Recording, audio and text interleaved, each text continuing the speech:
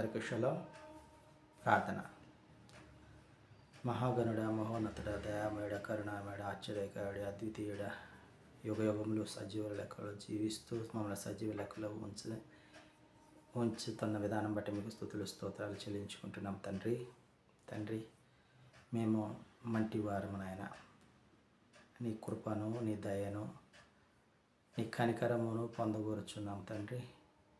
మరి ఆ విధముగా నీ యొక్క వాక్యము ద్వారా మాకు నీ అందు భయభక్తులు నేర్పించమని ఈ మా మనవల మా రక్షకుడు విమోచకుడు యెషువా మెస్సీయ నామమున అడిగి పొందుకుంటున్నాం తండ్రి.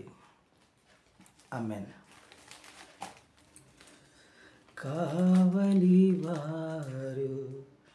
ఉదయం కోసం మెలకువ కలిగి చూస్తున్నట్లుగా, కావలివారు ఉదయం కోసం మెలకువ కలిగి చూస్తున్నట్లుగా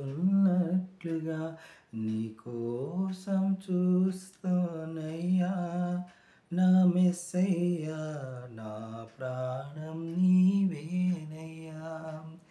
నీ కోసం చూశానయ్యా నా మెస్సయ్యా, నా ప్రాణం నీవేనయ్యా.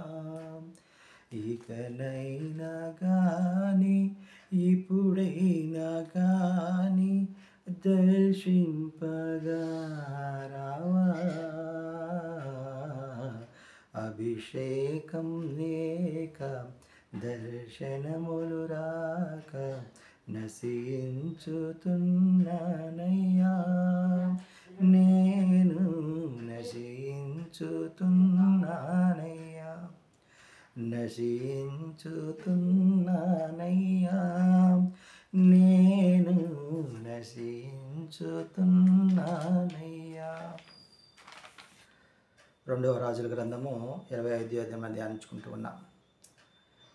సిద్కియా ఏలుబడిలో 9వ సంవత్సరం నుంచి 11వ సంవత్సరం వరకు బబులోను రాజైన నెబుకద్నెజరు యెరూషలేము మీద దాడి చేస్తూనే ఉన్నాడు.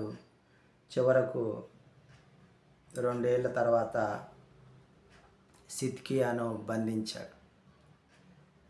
సిద్కియాను బంధించి అతని కళ్ళ ముందే అతని కుమారులను హతము చేసి సిద్కియా యొక్క కళ్ళు పీకించి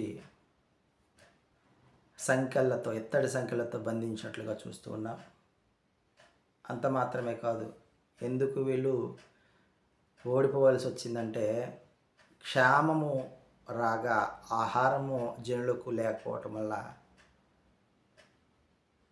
ఈ సిద్కియా ఓడిపోవలసి వచ్చిందని మనము చూస్తూ ఉన్నాం. ఆ తర్వాత నెబుకద్నెజరు యొక్క దేహ సంరక్షకులైన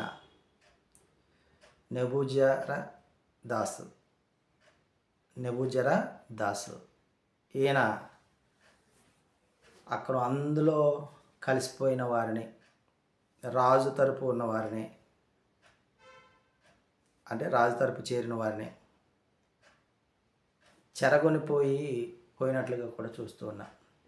ద్రాక్ష తోటలో పనిచేయవారిని, వ్యవసాయం చేసేవారిని మాత్రము విడిచిపెట్టినట్లుగా చూస్తూ ఉన్నాం ఈ అధ్యాయంలో. ఆమేన్.